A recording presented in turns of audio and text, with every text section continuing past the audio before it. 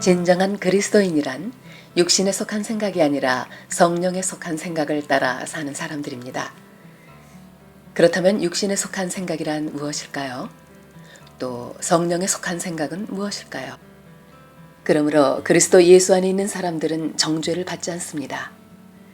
그것은 그리스도 예수 안에서 생명을 누리게 하는 성령의 법이 당신을 죄와 죽음의 법에서 해방하여 주었기 때문입니다. 육신으로 말미암아 율법이 미약해져서 해낼 수 없었던 그 일을 하나님께서 해결하셨습니다. 곧 하나님께서는 자기의 아들을 죄된 육신을 지닌 모습으로 보내셔서 죄를 없애시려고 그 육신에다 죄의 선고를 내리셨습니다. 그것은 육신을 따라 살지 않고 성령을 따라 사는 우리가 율법이 요구하는 바를 이루게 하시려는 것입니다. 육신을 따라 사는 사람은 육신에 속한 것을 생각하나 성령을 따라 사는 사람은 성령에 속한 것을 생각합니다. 육신에 속한 생각은 죽음입니다. 그러나 성령에 속한 생각은 생명과 평화입니다.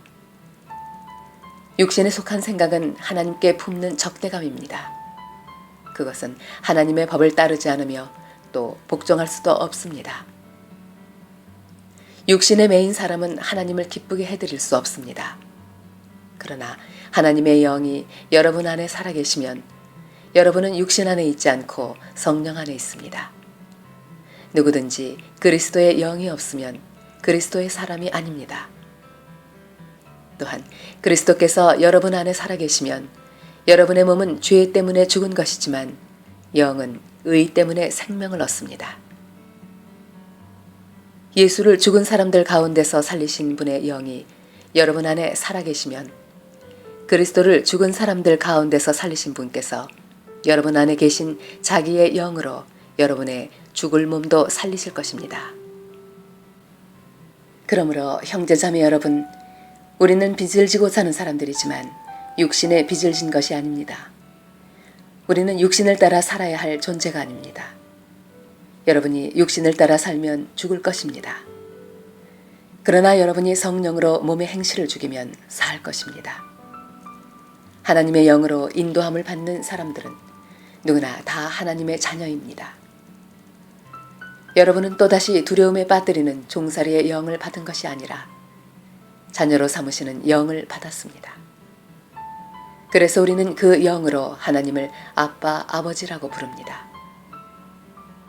바로 그때에 그 성령이 우리의 영과 함께 우리가 하나님의 자녀임을 증언하십니다. 자녀이면 상속자이기도 합니다.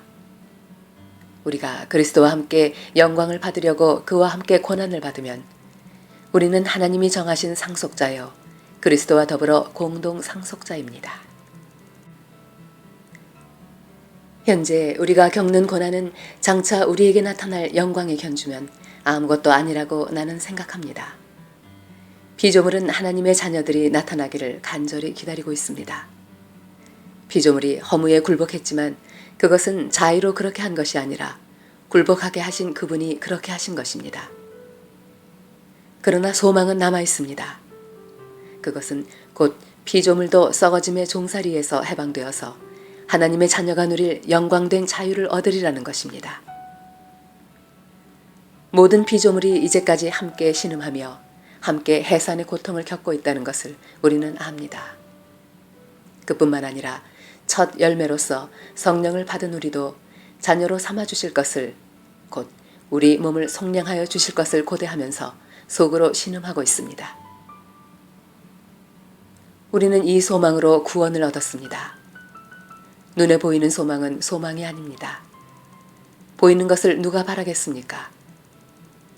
그러나 우리가 보이지 않는 것을 바라면 참으면서 기다려야 합니다. 이와 같이 성령께서도 우리의 약함을 도와주십니다. 우리는 어떻게 기도해야 할지도 알지 못하지만 성령께서 친히 이루 다 말할 수 없는 탄식으로 우리를 대신하여 간구하여 주십니다. 사람의 마음을 꿰뚫어 보시는 하나님께서는 성령의 생각이 어떠한지를 아십니다. 성령께서 하나님의 뜻을 따라 성도를 대신하여 간구하시기 때문입니다.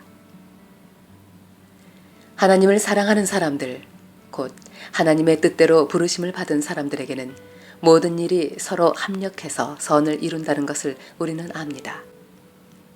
하나님께서는 미리 아신 사람들을 택하셔서 자기 아들의 형상과 같은 모습이 되도록 미리 정하셨으니 이것은 그 아들이 많은 형제 가운데서 맏아들이 되게 하시려는 것입니다.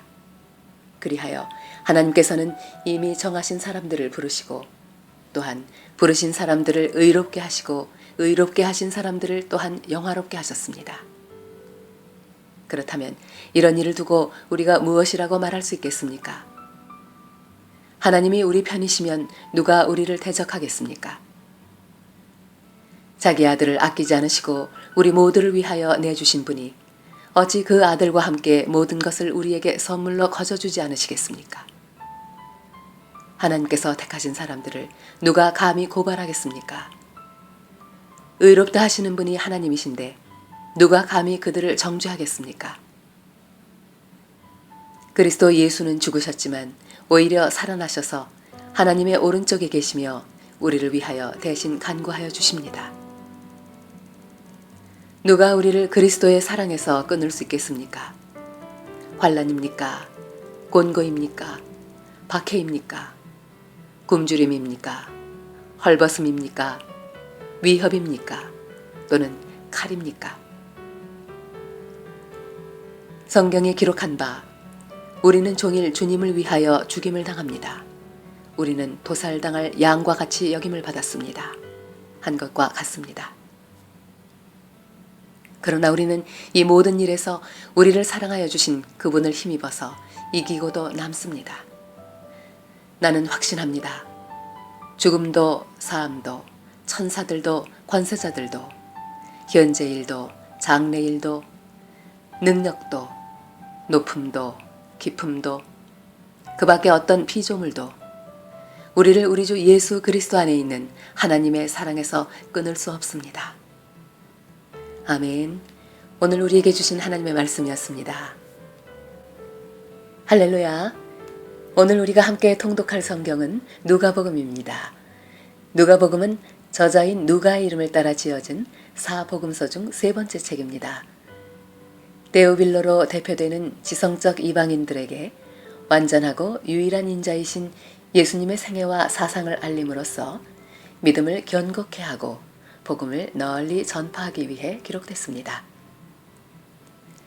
누가복음에는 의사 누가의 역사가로서의 면모와 신학자로서의 구속사적인 관심이 잘 나타나 있습니다.